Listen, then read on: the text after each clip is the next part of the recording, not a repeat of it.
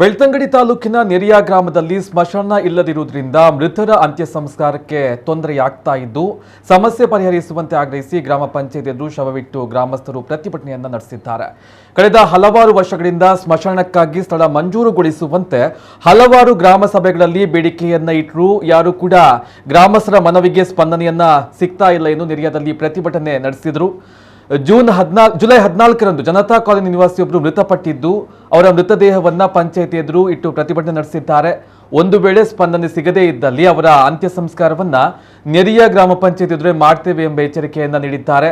ಮೃತರ ಮನೆಗೆ ಗ್ರಾಮ ಪಂಚಾಯತ್ ಅಧ್ಯಕ್ಷರು ಅಧಿಕಾರಿಗಳು ಬಂದು ಗ್ರಾಮಸ್ಥರ ಮನವೊಲಿಸಿದ್ದಾರೆ.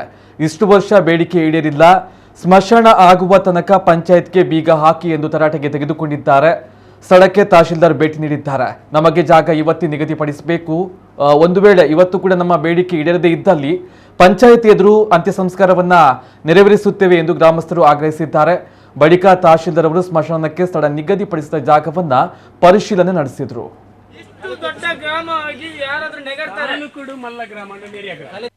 ಎಲ್ಲಿ ಸರ್ 1 ಕಿಲೋಮೀಟರ್ ಆಗದಿಂದ ಹೇಳ್ತಿದ್ದೀರಲ್ಲ ಕಟಿಂಜೆ ಅಂತ, ಇಷ್ಟು ಟೈಮ್ ಕಾಯ್ಬೇಕಾ ಸರ್? ನಾವು ಎಷ್ಟು 7 ಗಂಟೆಯಿಂದ ನಿಮ್ಮನ್ನು ವೆಯ್ಟ್ ಮಾಡ್ತಿದ್ದೀವಿ.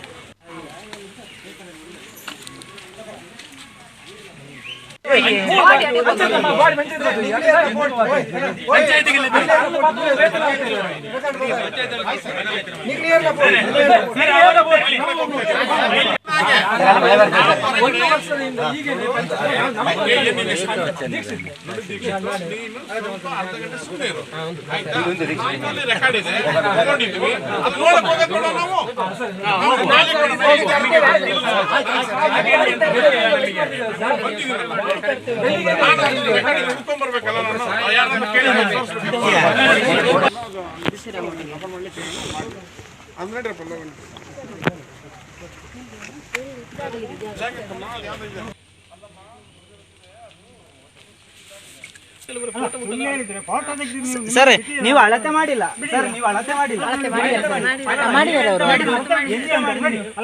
ನೋಡಿ, ಅವರು ಮೈ ಮುಟ್ಟಕ್ಕೆ ಬಿಡಬೇಡಿ ಸರ್.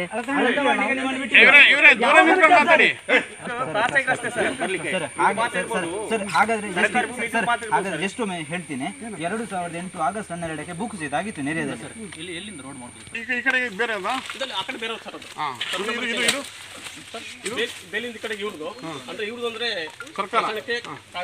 ಅದರಲ್ಲಿ ಉಳಿದಿರುವುದು